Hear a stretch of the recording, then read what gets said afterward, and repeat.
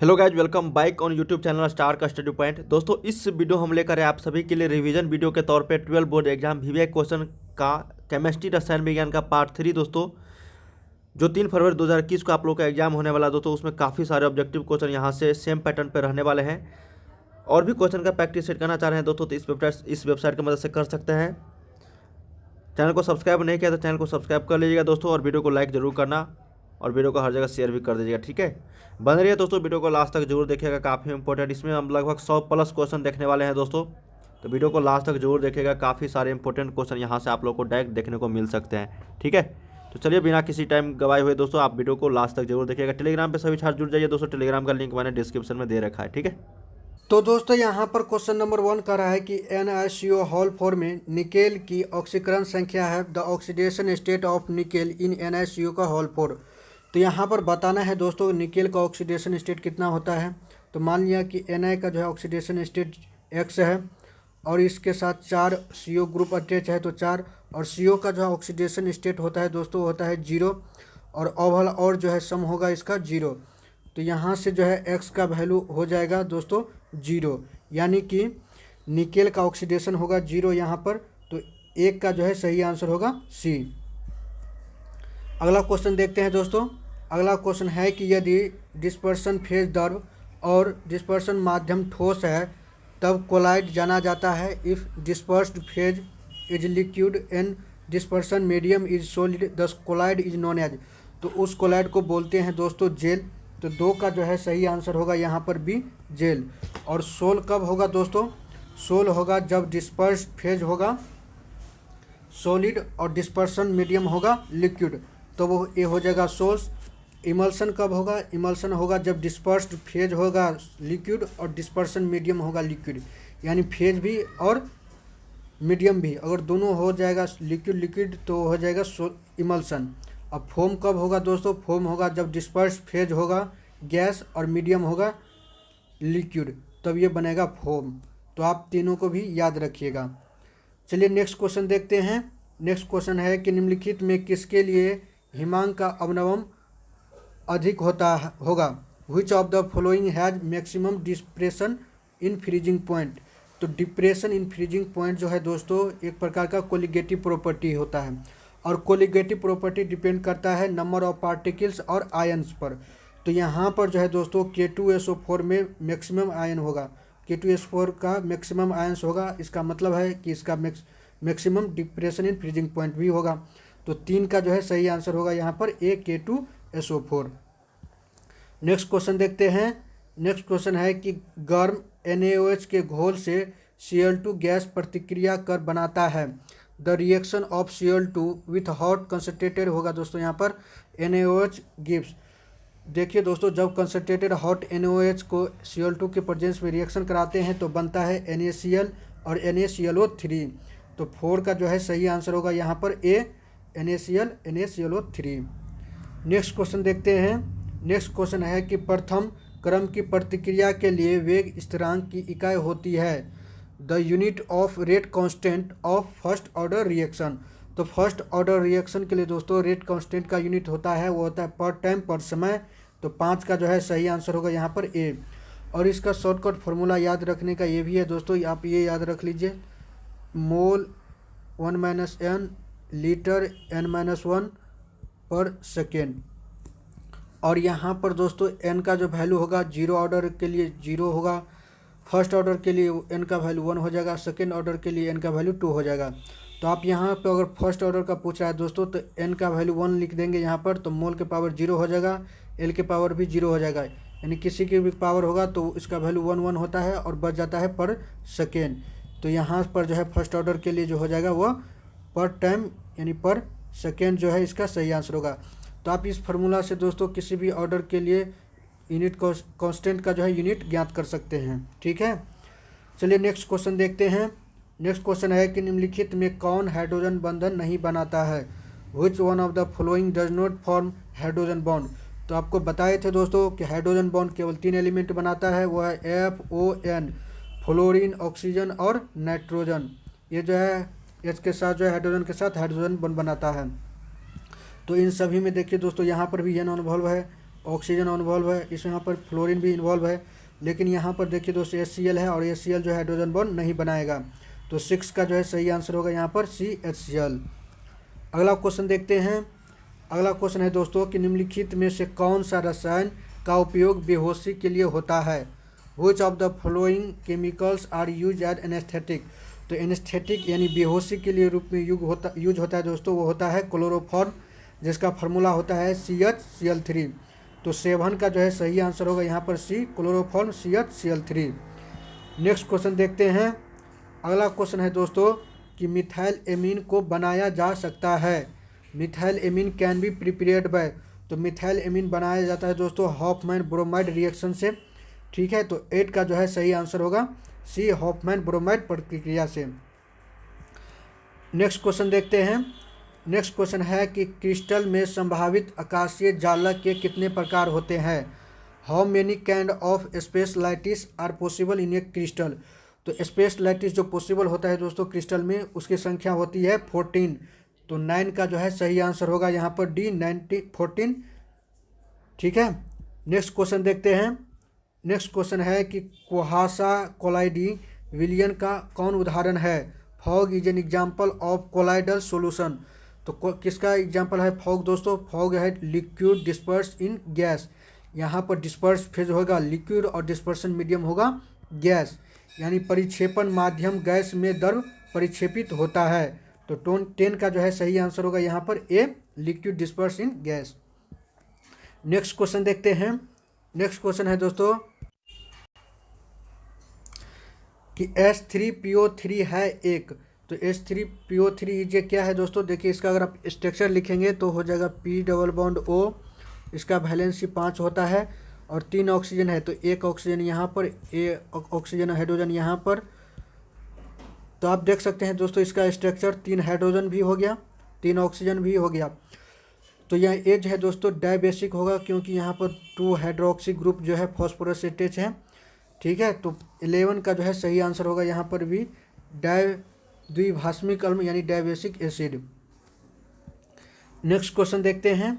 Next question है कि कौन बहुल उपयोगी एंटीबायोटिक है। A broad spectrum antibiotic is. तो ब्रॉड स्पेक्ट्रम एंटीबायोटिक वो होता है दोस्तों जो ग्राम पॉजिटिव और ग्राम निगेटिव दोनों टाइप के बैक्टीरिया को मार देता है, वो होता है ब्रॉड स्पेक्ट्रम एंटीबायोटिक। तो इसका एग्जांपल होता है दोस्तों क्लोरोएम्फेनिकॉल। तो 12 का जो है सही आंसर होगा यहाँ पर D, क्लोरोएम्फेनिकॉल। नेक्स्ट क्वेश्चन देखते हैं। नेक्स्ट क्वेश्चन है कि जब अधिक मात्रा में वैद्युत अपघटक को कोलाइडी में निकालते हैं तब यह when excess of an electrolyte is added to a colloid it. देखिए दोस्तों जब अधिक मात्रा में इलेक्ट्रोलाइट को अगर किसी कोलाइड में डाला जाता है तो वह कोगुलेट कर जाता है। तो 13 का जो है सही आंसर होगा यहाँ पर A, जम जाएगा, कोगुलेट कर जाएगा। नेक्स्ट क्वेश्चन देखते हैं। नेक्स्ट क्वेश्चन है कि नाइट्रोजन पेंटाहेलाइड नहीं बनाता है क्योंकि nitrogen do not form pentahalide because. क्योंकि दोस्तों नाइट्रोजन के पास जो है D ऑर्बिटल अब्सेंट रहता है, नहीं पाया जाता है, इसीलिए जो है पेंटावेलेंट नहीं बना पाता है। तो 14 का जो है सही आंसर होगा यहाँ पर C। बाकी इसके ग्रुप का जो है दोस्तों फॉस्फोरस और आर्सेनिक है, इस सभी के पास D ऑर्बिटल होता है जिसके कारण वो पेंटावेलेंट या पेंटाहेलाइड बनाता है। नेक्स्ट क्वेश्चन देखते हैं। नेक्स्ट क्वेश्चन है कि K+ आयन किसका आइसो इलेक्ट्रॉनिक है। Potassium ion iso electronic with. Iso electronic का मतलब होता है दोस्तों कि इलेक्ट्रॉन का संख्या समान होना चाहिए। ठीक है, यहाँ पर आप देख सकते हैं कि पोटासियम जो है इसका एटॉमिक नंबर होता है न्यूट्रल अवस्था में 19, तो इसका इलेक्ट्रॉनिक नंबर भी होगा 19।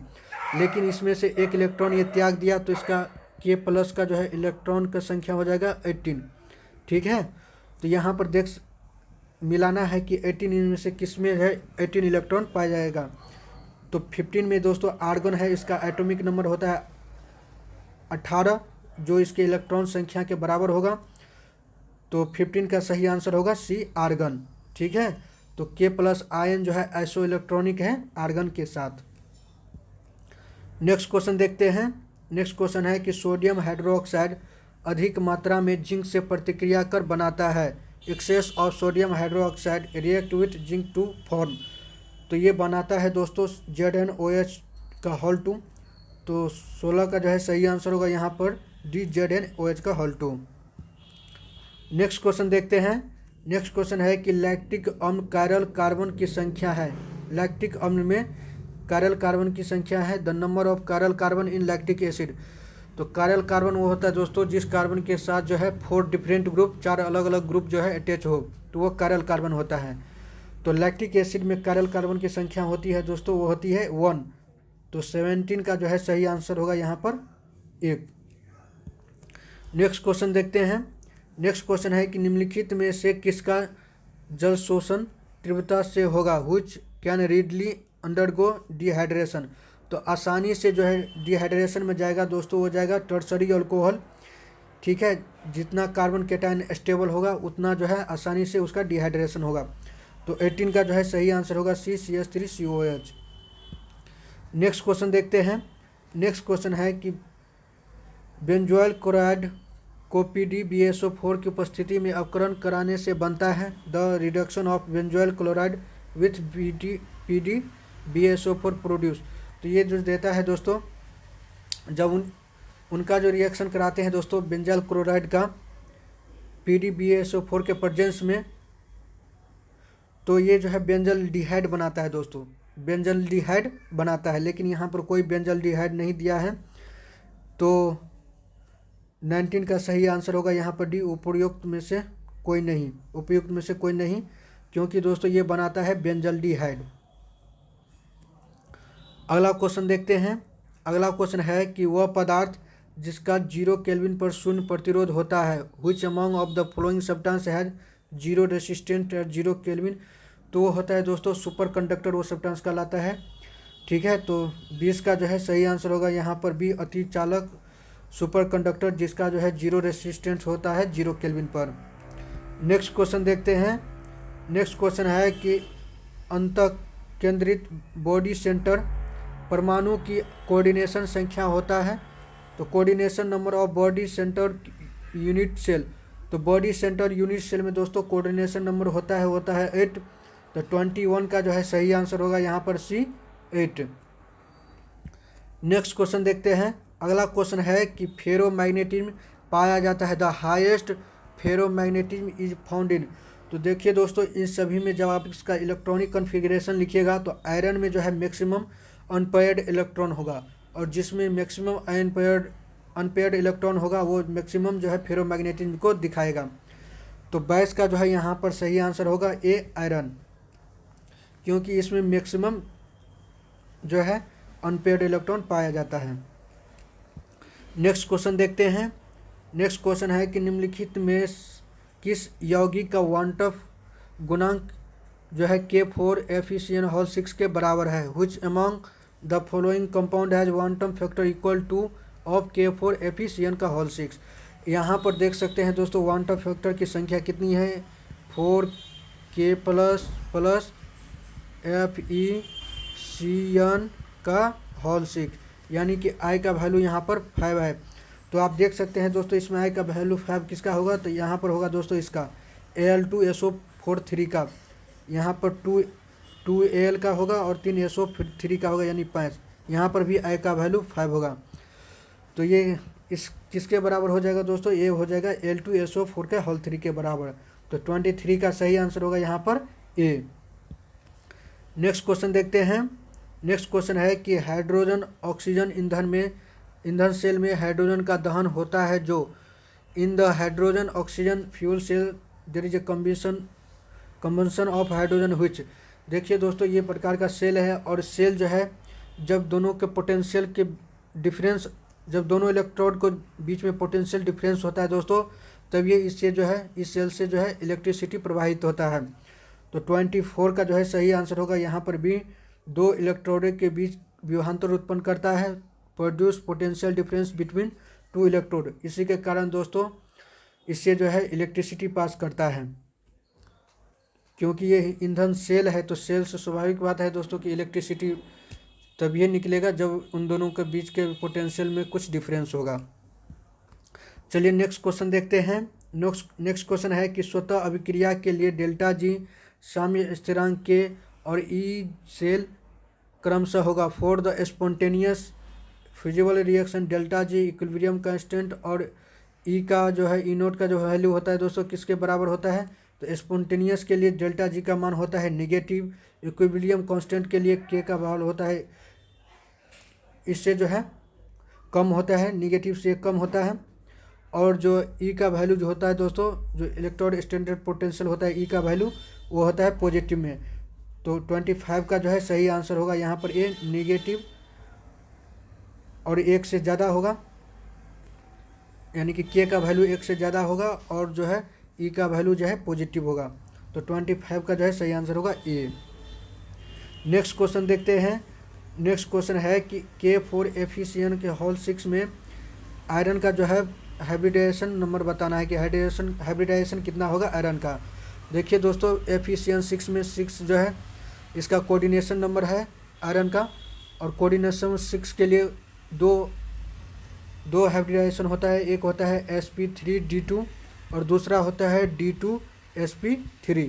और इस साइनाइड जो होता है दोस्तों ये स्ट्रॉन्ग लिगेंड है, और स्ट्रॉन्ग लिगेंड होने पर इसका हाइब्रिडाइजेशन हो जाएगा d2sp3।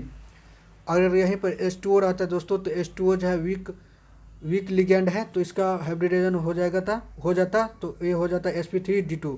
लेकिन साइनाइड है, साइनाइड स्ट्रॉन्ग लिगेंड है तो इसका हाइब्रिडाइजेशन हो जाएगा d2sp3। ये आसान तरीका है दोस्तों हाइब्रिडाइजेशन निकालने का। आप देख सकते हैं 3 2 5 1 6। तो यहाँ पर जो है 26 का सही आंसर होगा सी d2sp3। नेक्स्ट क्वेश्चन देखते हैं। नेक्स्ट क्वेश्चन है कि कोलाइडी विलियन में कोलाइडी कणों की आकार होता है the size of colloidal particle in colloidal solution. तो कोलाइडल सॉल्यूशन में दोस्तों कोलाइडल पार्टिकल का मान होता है वो होता है 10⁻6 से लेकर 10⁻⁹ मीटर तक, यानी 1 नैनोमीटर से 1000 नैनोमीटर तक जो है 1000 नैनोमीटर तक इसका साइज होता है। तो 27 का जो है सही मान होगा दोस्तों ए, 10⁻⁹ से 10⁻⁶ होगा दोस्तों। तो 70 का सही आंसर होगा यहाँ पर ए। 10⁻⁹ अपोजिट लिखा गया है दोस्तों, 10⁻⁹ से 10⁻�6 मीटर होगा, इन दोनों के बीच में होता है। चलिए नेक्स्ट क्वेश्चन देखते हैं। नेक्स्ट क्वेश्चन है कि निम्नलिखित में किस धातु का निष्कर्षण मैकआर्थर विधि से किया जाता है। MacArthur process is used for extraction of which of the following metals. तो इनमें दोस्तों basically cyanide process, sodium hydroxy cyanide process का यूज होता है, जिसको जो है मैकआर्थर विधि करते हैं। ये बेसिकली यूज होता है सिल्वर और सोना के एक्सट्रैक्शन के लिए। तो यहाँ पर जो है सही आंसर होगा यहाँ पर ए सिल्वर यानी Ag के लिए। नेक्स्ट क्वेश्चन देखते हैं। अगला क्वेश्चन है क्षय रोग को ठीक करने के लिए निम्नलिखित में से कौन सा एंटीबायोटिक्स का प्रयोग होता है। The antibiotics use for curing tuberculosis. तो ट्यूबरकुलोसिस के लिए जो एंटीबायोटिक्स यूज होता है दोस्तों वो होता है स्ट्रेप्टोमाइसिन। तो 29 का जो है सही आंसर होगा बी स्ट्रेप्टोमाइसिन। अगला क्वेश्चन देखते हैं। अगला क्वेश्चन है कि निम्नलिखित में कौन सी धातु उसके अयस्क की अभिक्रिया सोडियम साइनाइड के तनु विलयन से कराकर प्राप्त की जाती है। Which of the following metal is obtain by reacting its ore with dilute sodium cyanide. तो डाइल्यूट सोडियम साइनाइड दोस्तों यही अब ये बताए थे कि मैकआर्थर प्रोसेस में होता है, और ये जो है सिल्वर और गोल्ड के एक्सट्रैक्शन में इस प्रोसेस का यूज होता है। तो 30 का जो है सही आंसर होगा यहाँ पर सी Ag है, सिल्वर दिया है। नेक्स्ट क्वेश्चन देखते हैं। अगला क्वेश्चन है दोस्तों कि क्लोरोमाइसिटिन का उपयोग कौन सी बीमारी में किया जाता है। Chloromycetin is used for the treatment of which of the following disease. Chloromycetin को दूसरा नाम क्लोरोइम्फेनिकॉल भी है दोस्तों, ये प्रकार के एंटीबायोटिक है और इसका यूज किया जाता है टाइफाइड के लिए। ठीक है, टाइफाइड के ट्रीटमेंट में क्लोरोमाइसिटिन का यूज किया जाता है। तो 31 का सही आंसर होगा यहाँ पर बी टाइफाइड। पूछ रहा है कि जलीय विलयन का ताप बढ़ाने पर increase in temperature of aqueous solution will. देखिए दोस्तों जलीय विलयन में जो होता है यानी यहाँ पे इसका जो है मोलरिटी के साथ जो है टेम्परेचर का रिलेशन पूछ रहा है। तो टेम्परेचर बढ़ाने पर दोस्तों वॉल्यूम जो है इंक्रीज करता है। ठीक है, यानी टेम्परेचर और वॉल्यूम का जो है डायरेक्टली रिलेशन होता है। और वॉल्यूम का और मोलरिटी का जो होता है दोस्तों इन्वर्सली रिलेशन होता है, यानी कि अगर वॉल्यूम बढ़ेगा तो मोलरिटी डिक्रीज कर जाएगा, अब वॉल्यूम जो है डिक्रीज होगा तो मोलरिटी इंक्रीज कर जाएगा। तो ए का जो है सही आंसर होगा यहाँ पर ए, क्योंकि टेम्परेचर बढ़ाएंगे तो मोलरिटी जो होगा दोस्तों वो डिक्रीज कर जाएगा सॉल्यूशन का। ठीक है, तो ए का सही आंसर होगा यहाँ पर ए। अगला क्वेश्चन देखते हैं। अगला क्वेश्चन है कि मोल फ्रैक्शन के लिए कौन सा सही है, what is a true fall mole fraction. तो मोल फ्रैक्शन जो है जिसको दोस्तों 1 से सूचित किया जाता है, तो इसका जो वैल्यू होता है और 0 और 1 के बीच होता है और कभी कभी 1 के बराबर भी होता है। तो 2 का जो है सही आंसर होगा यहाँ पर सी। अगला क्वेश्चन देखते हैं। अगला क्वेश्चन है कि इनमें से कौन कोलिगेटिव प्रॉपर्टी है, which of the following the colligative property. तो कोलिगेटिव प्रॉपर्टी वो होता है दोस्तों जो नंबर ऑफ मोल्स पर जो है डिपेंड करता है। ठीक है, तो यहाँ पर जो है ऑस्मोटिक प्रेशर जो है कोलिगेटिव प्रॉपर्टी है, यानी ऑस्मोटिक प्रेशर जो है कोलिगेटिव प्रॉपर्टी को दिखाता है। तो 3 का जो है सही आंसर होगा यहाँ पर डी, प्रासरणीय दाब यानी ऑस्मोटिक प्रेशर। अगला क्वेश्चन देखते हैं। अगला क्वेश्चन है कि इनमें से कौन सा हाइड्रोक्साइड जल में अविलय होता है, which of the following hydroxide in insoluble in water. देखिए दोस्तों इसमें OH जो है OH ग्रुप सेम है, लेकिन एक ग्रुप 2 का जो है एलिमेंट जो जो नीचे जाएंगे दोस्तों तो जो है इसका जो है साइज बढ़ेगा, और साइज बढ़ेगा तो उसका जो है जल में घुलनशील ज़्यादा होगा। ठीक है, तो यहाँ पर जो है बेरिलियम हाइड्रोक्साइड जो है सबसे कम इंसोल्युबल होगा। तो 4 का जो है सही आंसर होगा यहाँ पर ए, बेरिलियम हाइड्रोक्साइड, क्योंकि इसका साइज छोटा होता है दोस्तों। यहाँ पर बेरिलियम जो है बेरियम का जो है साइज बड़ा है, इसीलिए ये जो है सबसे अधिक घुलनशील होगा। तो आप इनको भी याद रखिएगा। तो 4 का आपका सही आंसर होगा यहाँ पर ए, बेरिलियम हाइड्रोक्साइड जो जल में जो है इनसोल्युबल होगा। अगला क्वेश्चन देखते हैं। अगला क्वेश्चन है कि CaNO3 का होल 2 में क्वांटम फैक्टर का मान बताएं। क्वांटम फैक्टर फॉर CaNO3 का होल 2, तो इसमें जो है आपको क्वांटम फैक्टर बताना है। तो देखिए दोस्तों जब CaNO3 का होल 2 जब ये टूटेगा तो ये बनेगा Ca2+, ठीक है, और प्लस 2NO3 माइनस। तो आप देख सकते हैं क्वांटम फैक्टर जो हो जाएगा वो नंबर ऑफ जो है आयंस होगा। तो यहाँ पर 1 इसके लिए 2 इसका, तो टोटल जो है क्वांटम फैक्टर का मान हो जाएगा वो हो जाएगा 3। तो 5 का जो है सही आंसर होगा यहाँ पर सी, 3। अगला क्वेश्चन देखते हैं। अगला क्वेश्चन है कि शून्य कोटि अभिक्रिया के लिए वेग स्थिरांक की इकाई है the unit of rate constant for zero order reaction. तो जीरो ऑर्डर रिएक्शन के कांस्टेंट का दोस्तों यूनिट बताना है। तो आप लोगों को फॉर्मूला बताए थे कि कांस्टेंट का अगर यूनिट निकालना है तो मोल 1 - n लीटर n-1 और पर सेकेंड। ठीक है, ये इसका फॉर्मूला है। और n का जो है वैल्यू है दोस्तों, n जो है ऑर्डर ऑफ रिएक्शन को दिखाता है। तो जीरो ऑर्डर के लिए n का वैल्यू हो जाएगा 0, फर्स्ट ऑर्डर के लिए n का वैल्यू हो जाएगा 1। इस तरह से आप निकाल सकते हैं। तो यहाँ पर अगर आप n का वैल्यू जीरो ऑर्डर के लिए निकालेंगे तो n का मान हो जाएगा यहाँ पर 0, तो यानी 1 - 0 तो मोल के पावर 1 होगा। यहाँ पर हो जाएगा L के पावर -1 यानी मोल पर लीटर पर सेकेंड। तो 6 का जो है सही आंसर होगा यहाँ पर ए, मोल पर लीटर पर सेकेंड। चलिए अगला क्वेश्चन देखते हैं। अगला क्वेश्चन है कि किसके द्वारा एक उत्प्रेरक प्रतिक्रिया के दर को बढ़ाता है, by which of the following catalyst increase the rate of reaction. देखिए दोस्तों कैटेलिस्ट जो है बेसिकली क्या करता है, रिएक्टेंट का जो एक्टिवेशन एनर्जी होता है उसको डिक्रीज करके जो है रेट ऑफ रिएक्शन को बढ़ा देता है। तो 7 का जो है सही आंसर होगा यहाँ पर B, decrease the activation energy. अगला क्वेश्चन देखते हैं। अगला क्वेश्चन है कि भौतिक अधिशोषण की दर किसके द्वारा बढ़ता है, which of the following increase the rate of physics absorption.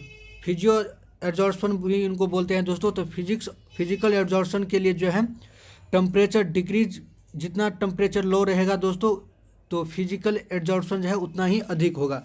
तो इनका फिजिकल एब्जॉर्प्शन का रेट बढ़ाने के लिए जो है टेम्परेचर को डिक्रीज करना पड़ेगा। तो 8 का जो है सही आंसर होगा यहाँ पर ए, तापक्रम को घटाकर यानी डिक्रीज इन टेम्परेचर। अगला क्वेश्चन देखते हैं। अगला क्वेश्चन है कि आरोपित विद्युत क्षेत्र में कोलाइडी कणों की गति कहलाती है the movement of colloidal particle under the electric field is known as. तो इलेक्ट्रिक फील्ड के जो है दोस्तों इसके प्रभाव में जो अगर कोलाइडल पार्टिकल का मूवमेंट करता है तो उनको बोलते हैं इलेक्ट्रोफोरेसिस यानी वैद्युतकण संचालन। तो 9 का जो है सही आंसर होगा यहाँ पर ए, इलेक्ट्रोफोरेसिस। अगला क्वेश्चन देखते हैं।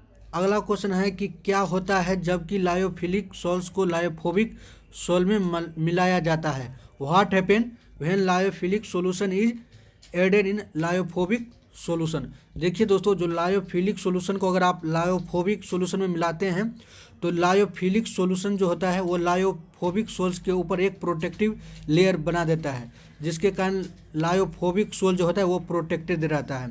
तो 10 का जो है यहाँ पर सही आंसर होगा सी, लायोफोबिक सोल्स पर लायोफिलिक सोल्स का जो है परत बनता है, यानी यहाँ पर लायोफोबिक होगा दोस्तों,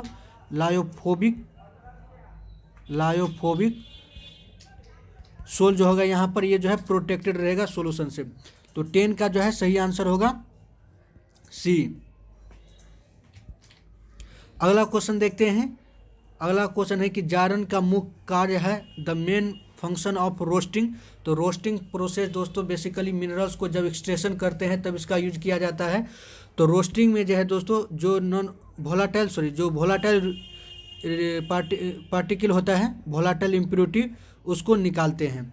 तो 11 का जो है सही आंसर होगा यहाँ पर ए, उड़नशील अशुद्धि को हटाना। अगला क्वेश्चन देखते हैं। अगला क्वेश्चन है कि इनमें से कोई एक भस्मीय फ्लक्स नहीं है, which one is not basic flux. तो इन सभी में दोस्तों SiO2 जो है एसिडिक फ्लक्स है, ठीक है। तो यहाँ पर ये जो है बेसिक फ्लक्स नहीं होगा। तो 12 का जो है सही आंसर होगा यहाँ पर सी, SiO2। चलिए अगला क्वेश्चन देखते हैं। अगला क्वेश्चन है कि खनिज में उपस्थित अशुद्धि को कहते हैं the impurities present in minerals are called. तो मिनरल्स में प्रेजेंट इम्प्योरिटी को बोलते हैं दोस्तों गैंग, और गैंग का यहाँ पर हिंदी होगा दोस्तों धातुमल, ठीक है। यहाँ पर होगा गैंग, GANGUE। तो 13 का जो है सही आंसर होगा यहाँ पर ए, धातुमल, यानी खनिज में उपस्थित अशुद्धि को बोलते हैं धातुमल। अगला क्वेश्चन देखते हैं। अगला क्वेश्चन है कि वेन का आर्केल विधि में धातु का शुद्धिकरण में धातु को बदला जाता है। वन एक्रेल method of purification of metal involves converting the metal to. तो इन प्रोसेस में दोस्तों यानी कि वन आर्केल मेथड में जो है मेटल को बदला जाता है वोलाटाइल स्टेबल कंपाउंड में। तो 14 का जो है सही आंसर होगा यहाँ पर बी, उड़नशील स्थिर यौगिक में। अगला क्वेश्चन देखते हैं। अगला क्वेश्चन है कि आंसू गैस का रासायनिक सूत्र है the chemical formula of tear gas.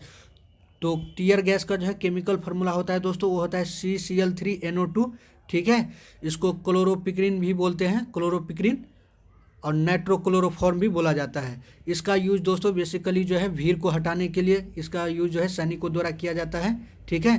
तो टीयर गैस का जो है केमिकल फार्मूला होता है CCl3NO2। तो 15 का सही आंसर होगा यहाँ पर डी। अगला क्वेश्चन देखते हैं। अगला क्वेश्चन है कि एथिल अल्कोहल के साथ NOH की उपस्थिति में क्लोरीन की अभिक्रिया से बनता है। यहाँ पर उल्टा लिखा गया है दोस्तों, यहाँ पर होगा एथिल अल्कोहल के साथ क्लोरीन का जो है क्लोरीन का रिएक्शन होता है NaOH की उपस्थिति में, ठीक है, NaOH की उपस्थिति में प्रेजेंट में। तो जब दोस्तों इथाइल अल्कोहल जो है क्लोरीन के साथ रिएक्शन करता है NaOH के प्रेजेंस में तो बनाता है क्लोरोफॉर्म। तो 16 का जो है सही आंसर होगा यहाँ पर डी, CHCl3।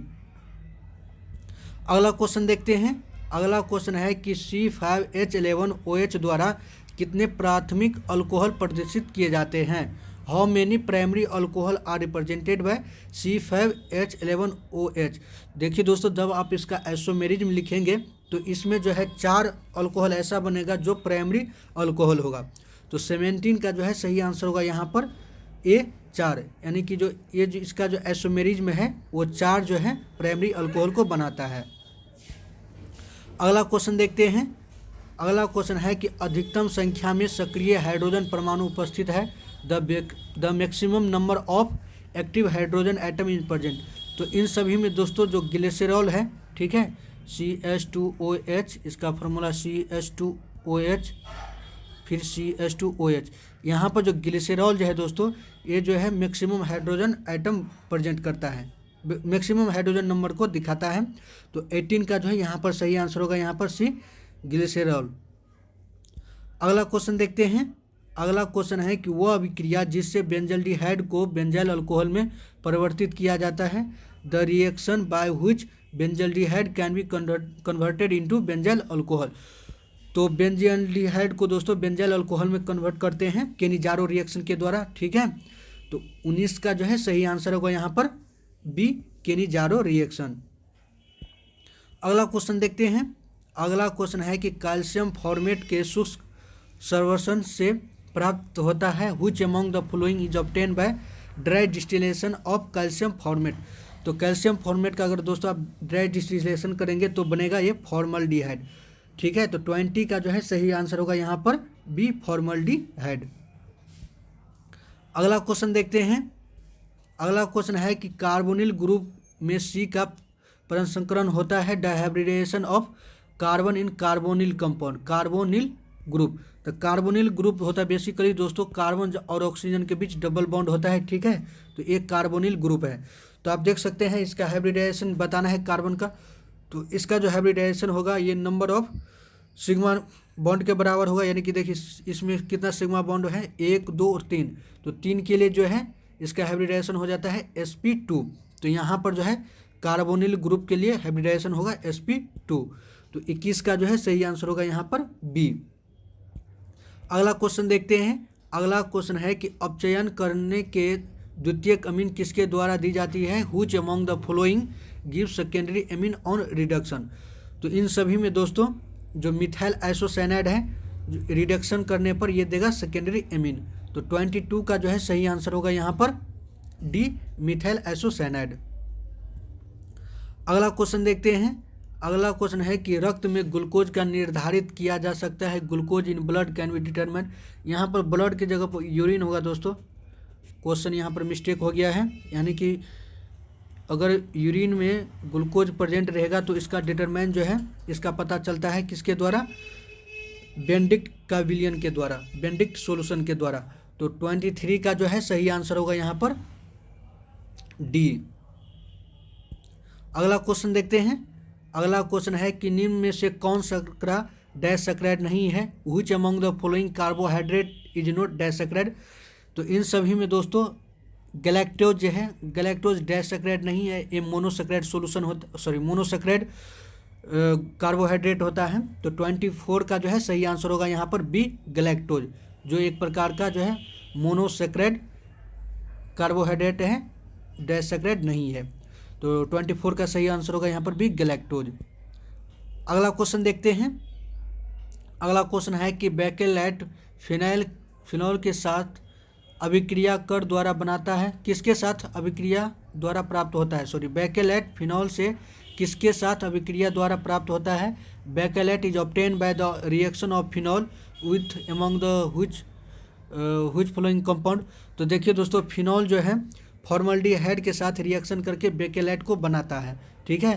तो 25 का जो है सही आंसर होगा यहाँ पर सी, फॉर्मल्डिहाइड। अगला क्वेश्चन देखते हैं।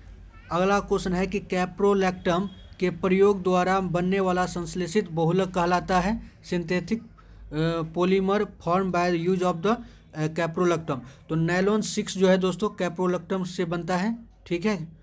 तो 26 का जो है सही आंसर होगा यहाँ पर सी, नायलॉन 6। अगला क्वेश्चन देखते हैं। अगला क्वेश्चन है कि संकीर्ण स्पेक्ट्रम प्रतिजीवाणु किसके प्रति सक्रिय है, इन narrow spectrum antibiotics is against. तो नैरो स्पेक्ट्रम एंटीबायोटिक्स होता है दोस्तों बेसिकली या तो ग्राम निगेटिव या तो ग्राम पॉजिटिव, इन दोनों में से किसी एक बैक्टीरिया के लिए कार्यशील होता है, ठीक है। तो 27 का जो है सही आंसर होगा यहाँ पर ए, ग्राम पॉजिटिव या ग्राम निगेटिव जीवाणुओं के प्रति। तो 27 का सही आंसर होगा ए। अगर यही दोस्तों अगर पूछता है ब्रॉड स्पेक्ट्रम, तो ब्रॉड स्पेक्ट्रम एंटीबायोटिक होता है वो दोनों बैक्टीरिया के लिए, यानी ग्राम पॉजिटिव ग्राम निगेटिव दोनों टाइप के बैक्टीरिया के लिए इफेक्टिव होता है, ठीक है। तो आप इनको भी याद रखिएगा। तो 27 का आपके यहाँ का जो है नंबर 1 कह रहा है कि कॉपर पैरेट का सूत्र है, the formula of copper parrot. तो कॉपर पैरेट का जो है फार्मूला होता है दोस्तों वो होता है CuFeS2, ठीक है। तो एक का जो है सही आंसर होगा यहाँ पर बी, CuFeS2। अगला क्वेश्चन देखते हैं। अगला क्वेश्चन है दोस्तों कि निम्नलिखित में कौन सा अनुसंख्या गुणधर्म नहीं है, which of the following is not a colligative property. तो इन सभी में दोस्तों प्रकाशीय क्रियाशीलता यानी ऑप्टिकल एक्टिविटी जो है वो कोलिगेटिव प्रॉपर्टी नहीं है, और बाकी जितना भी है जैसे कि depression in freezing point, elevation of boiling point, वाष्प दाब का अवक्षेपण अवनमन, ये जो है सभी कोलिगेटिव प्रॉपर्टी है। तो 2 का जो है सही आंसर होगा यहाँ पर बी। इसका जो है गलती हो गया दोस्तों, ये इंग्लिश वाला जो है टैपिंग। ठीक है, अगला क्वेश्चन देखते हैं। अगला क्वेश्चन है कि ग्लूकोज में कैरल कार्बन की संख्या है, the number of chiral carbon in glucose. तो ग्लूकोज में है दोस्तों कैरल कार्बन की संख्या होती है, वो होती है 4। तो 3 का जो है सही आंसर होगा यहाँ पर ये 4। कैरल कार्बन वो कार्बन होता है दोस्तों जिससे जो है कार्बन का 4 डिफरेंट ग्रुप जो है इससे जुड़ा रहता है, यानी कार्बन से, जिस कार्बन से 4 डिफरेंट ग्रुप अगर जुड़ा रहेगा तो वो जो होगा वो कैरल कार्बन होगा। तो ग्लूकोज में जो है कैरल कार्बन की संख्या होती है वो होती है 4। अगला क्वेश्चन देखते हैं। अगला क्वेश्चन है कि CHI3 में एंटीसेप्टिक क्रिया का कारण है, the antiseptic action of CHI3। तो CHI3 में दोस्तों एंटीसेप्टिक का कारण होता है वो होता है आयोडीन मुक्त होकर निकलना, due to liberation of free iodine. तो 4 का जो है सही आंसर होगा यहाँ पर बी। अगला क्वेश्चन देखते हैं।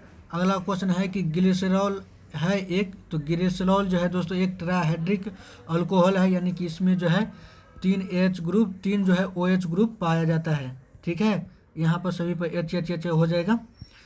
तो 5 का जो है सही आंसर होगा यहाँ पर डी, ट्राहेड्रिक अल्कोहल। अगला क्वेश्चन देखते हैं। अगला क्वेश्चन है कि चक्रीय मेटाफॉस्फोरिक अम्ल में POP बंध की संख्या है, the number of POP bond in cyclic metaphosphoric acid. तो साइक्लिक मेटाफॉस्फोरिक एसिड में दोस्तों POP बॉन्ड की संख्या होती है वो होती है 3। तो 6 का जो है सही आंसर होगा यहाँ पर सी। अगला क्वेश्चन देखते हैं। अगला क्वेश्चन है कि निम्नलिखित में से कौन सा संगणक बहुलक नहीं है, which of the following is not a condensation polymer. तो कंडेंसेशन पॉलीमर वो होता है दोस्तों जो मोनोमर को जुड़ने पर जो है कुछ अमाउंट में H2O बाहर निकल जाता है, या कोई मॉलिक्यूल जो है बाय प्रोडक्ट के रूप में निकलता है, तो वो कंडेंसेशन पॉलीमर होता है। तो इन सभी में दोस्तों PTF ही है, जिसको हम टेफ्लॉन भी बोलते हैं, ये जो है कंडेंसेशन पॉलीमर नहीं है। तो 7 का जो है सही आंसर होगा यहाँ पर सी, PTF ही, जिसको बोलते हैं टेफ्लॉन। अगला क्वेश्चन देखते हैं। अगला क्वेश्चन है कि 234.2 ग्राम चीनी के घोल में 34.2 ग्राम चीनी है, तो घोल का मोलर सांद्रता क्या होगा। तो देखिए दोस्तों यहाँ पर शुगर सिरप का जो है वेट दे दिया है और शुगर का भी वेट दे दिया है, तो मोलर कंसंट्रेशन बताना है। तो मोलर कंसंट्रेशन का फॉर्मूला होता है दोस्तों मोल पर केजी, और केजी जो होता है सॉल्वेंट का मास होता है। ठीक है, तो देखिए यहाँ पर आप सॉल्वेंट निकालेंगे तो सॉल्वेंट होगा यहाँ पर वाटर होगा। ठीक है, तो वाटर का आपको मास निकालना है, वेट निकालना है। तो सॉल्यूशन का जो है दे दिया है यहाँ पर वेट दे दिया है 234.2 ग्राम।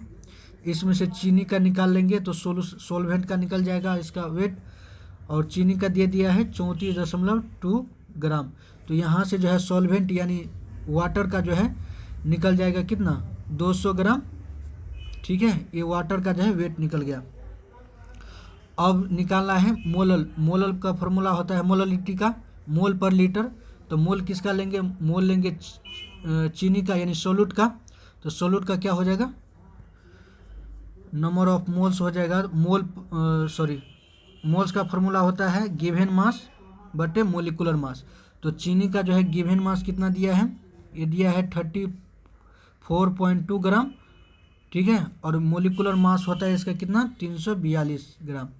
तो आप यहाँ से अगर निकालेंगे तो ये हो जाएगा 0.1 मोल्स। ठीक है, ये जो है निकल गया चीनी का मोल। अब यहाँ से आप मोललिटी निकाल सकते हैं। मोललिटी का फॉर्मूला होता है मोल पर केजी। मोल कितना दे दिया है 0.1, और सॉल्वेंट का जो है केजी में निकालना है। तो सॉल्वेंट निकाले थे अभी 200 ग्राम, इसको केजी में बदलेंगे तो यहाँ से जो है दोस्तों 100 से भाग देंगे, तो यहाँ पर करेंगे तो 1000 से गुना हो जाएगा इसमें। अब ये हो जाएगा केजी में, तो यहाँ से ये दशमलव उड़ेगा तो नीचे हो जाएगा 0, यहाँ से 3 0 कैंसिल हो जाएगा, यानी कि हो गया 1/2, तो यहाँ से निकल जाएगा 0.5 मोल पर केजी। तो 8 का जो है सही आंसर होगा यहाँ पर दोस्तों बी, यानी मोलर कंसंट्रेशन हो जाएगा सॉल्यूशन का 0.5। अगला क्वेश्चन देखते हैं। अगला क्वेश्चन है कि K4FeCN का होल 6 में आयरन का जो है प्रसंस्करण क्या है, the hybridization of iron in K4FeCN6 में। तो यहाँ पर दोस्तों देख ही सकते हैं कि आयरन से जो है 6 साइनाइड ग्रुप जुड़ा है, इसका मतलब हो गया कि इसका जो कोऑर्डिनेशन नंबर है 6 है। तो कोऑर्डिनेशन नंबर 6 वाले के लिए हाइब्रिडाइजेशन होता है, एक हाइब्रिडाइजेशन होता है sp3d2 और दूसरा होता है d2sp3। और देखिए दोस्तों यहाँ पर जो साइनाइड है, साइनाइड आयन जो है जो कि एक प्रकार का जो है स्ट्रॉन्ग लिगेंड है, तो स्ट्रॉन्ग लिगेंड होने के कारण 6 कोऑर्डिनेशन वाले का जो हाइब्रिडाइजेशन हो जाएगा वो हो जाएगा d2sp3। अगर यहीं पर वीक लिगेंड रहता है दोस्तों तो इसका हाइब्रिडाइजेशन हो जाता है sp3d2, लेकिन यहाँ पर दे दिया है स्ट्रॉन्ग लिगेंड जो कि साइनाइड है, ठीक है। तो स्ट्रॉन्ग लिगेंड के लिए आयरन का जो है यहाँ पर हो जाएगा हाइब्रिडाइजेशन d2sp3। तो 9 का जो है सही आंसर होगा यहाँ पर सी, d2sp3। अगला क्वेश्चन देखते हैं। अगला क्वेश्चन है कि ज्यूटर आयन का आयन बनाने में कौन समर्थ है, which is able to form zwitter ion. तो ज्यूटर आयन दोस्तों बनता है NH2CH2COOH, आप एमीन बोल सकते हैं, ठीक है, एमीन ग्रुप में बनता है। जब ये ज्यूटर आयन बनाएगा तो इसका स्ट्रक्चर इस प्रकार हो जाएगा दोस्तों, CH2 है ना, COO बॉन्ड A- हो जाएगा और ये हो जाएगा NH3+। ज्यूटर आयन में दोस्तों पॉजिटिव और निगेटिव दोनों प्रकार का आयन पाया जाएगा, ठीक है, तो उसी को बोलते हैं ज्यूटर आयन। तो इनमें से जो है डी ऑप्शन जो है ज्यूटर आयन को बनाएगा, तो 10 का सही आंसर होगा यहाँ पर डी।